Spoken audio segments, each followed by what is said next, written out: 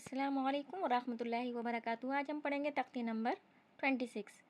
तो देखिए तख्ती नंबर 26 में क्या है, लेसन का नाम है अलामात वक्फ। यानी कुरान पाक में कुछ ऐसे साइन दिए होते हैं, कुछ ऐसे रुकने के लिए, वक्फ करने के लिए कुछ ऐसे निशानात दिए होते हैं जिन पर रुकना ज़रूरी होता है, कहीं पर ठहरना ज़रूरी होता है और कहीं पर आप रुकें या नहीं रुकें तो कोई ऐसा हर्ज भी नहीं होता, ठीक है। लेकिन कुछ ऐसी अलामात होती हैं कि जहाँ पर वक्त करना और ठहरना ज़रूरी होता है। कभी कभी ऐसा होता है कि आप कुरान पढ़ते पढ़ते कोई आयत पे ऐसा होता है, आप लंबी आयत होती है, आप उस पर सांस को जारी नहीं रख पाते तो वहाँ सांस तोड़ने की ज़रूरत होती है। लेकिन क्या है, बीच में सांस तोड़ना भी ठीक नहीं है, तो इसके लिए वक्फ दिए होते हैं। तो उन वक्फ को, उन अलामात को जानना ज़रूरी है। चलिए देख लेते हैं। यानी कुरान पढ़ते वक्त किस तरह कहाँ ठहरें कहाँ ना ठहरें, इसके लिए नीचे लिखी हुई अलामात कुरान मजीद में जगह जगह बनी हुई होती हैं। इनको जानना ज़रूरी है और इसी के अकॉर्डिंग, इसी के हिसाब से आपको वक्फ करना चाहिए, ठीक है। वरना कुरान की जो मायने होते हैं वो बदल जाते हैं, ये ध्यान रखिएगा। अब देखिए ये गोल आयत जो दी हुई है, देखिए ये गोल आयत दे रखी है, इस अलामत को आयत कहते हैं। ओके, इसको क्या कहते हैं? आयत। इस पर ठहरना ज़रूरी होता है, सबको मालूम है इस पर ठहरा जाता है। लेकिन कभी कभी आयत जो होती है उस पर ना ठहर करके हम आगे वाली आयत से भी मिला लेते हैं, होता है ना ऐसा। तो वो किस कंडीशन में करते हैं वो भी आपको मालूम चल जाएगा। देखिए ये 5 जैसा बना है, उर्दू का 5 जैसा होता है, तो ये जहाँ बना हो इसकी क्या है, ये किसकी मिसल होता है? ये आयत के हुक्म में से, यानी यहाँ पर भी ठहरा जा सकता है। ओके, ये मीम इस तरह की अगर मीम बनी हो, ठीक है, अगर मीम इस तरह की बनी हो, मीम आप एक दूसरे तरीके से भी बनती है ना, अगर इस तरह की मीम बनी हो तो ये वक्फ लाजिम, लाजिम का मतलब यहाँ ठहरना हर हाल में ज़रूरी है। ओके, अगर ये मीम बनी हो।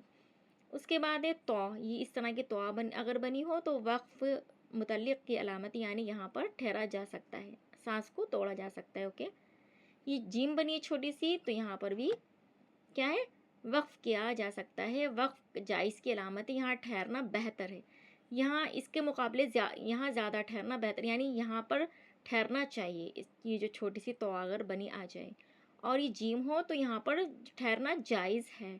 अगर नहीं ठहरें तो कोई बात नहीं, वरना लेकिन ठहरना जायज़ है, सांस जो है रोकी जा सकती है। उसके बाद मतलब रोकने का मतलब सांस को रोकना नहीं है, सांस को तोड़ना, यानी सांस को तोड़ा जा सकता है अगर जारी नहीं रख पा रहे हैं। ओके, ये जा अगर बना हो तो यहाँ ठहरने की इजाज़त दे दी गई, यानी यहाँ पर भी आप जो है वक्फ कर सकते हैं। ये सारे वक्फ क्यों दिए होते हैं? जब हम सांस को जारी नहीं रख पा रहे हैं उस कंडीशन में। ओके, सौदे यहाँ ज़रूरत के वक्त ठहरा जा सकता है, रुखसत है यानी जायज़ है। आप अगर ठहर गए यहाँ पर, स्वाद अगर बनी है और आपकी सांस जारी नहीं रख पा रहे हैं, एकदम बहुत ज़्यादा जो है आपको हैवी लग रहा है कि आपकी सांस फूलने लगी है, आप जारी नहीं रह पाएगा, तो यहाँ पर अगर स्वाद बना हुआ आ जाए तो वहाँ ठहर सकते हैं। ओके, कॉफ, यहाँ ठहरने में कोई हर्ज नहीं है, यहाँ पर भी ठहर सकते हैं। ये छोटी काफ बना हो अगर, इसका मतलब ये है यानी जिस तरह से यहाँ पर ठहर सकते हैं तो यहाँ पर भी ठहर सकते हैं, छोटी काफ जो बनी है। ओके, अब देख लीजिए, देखिए अब ये मीम और आइन, तो यहाँ देखें क्या करना है मीम और आइन में।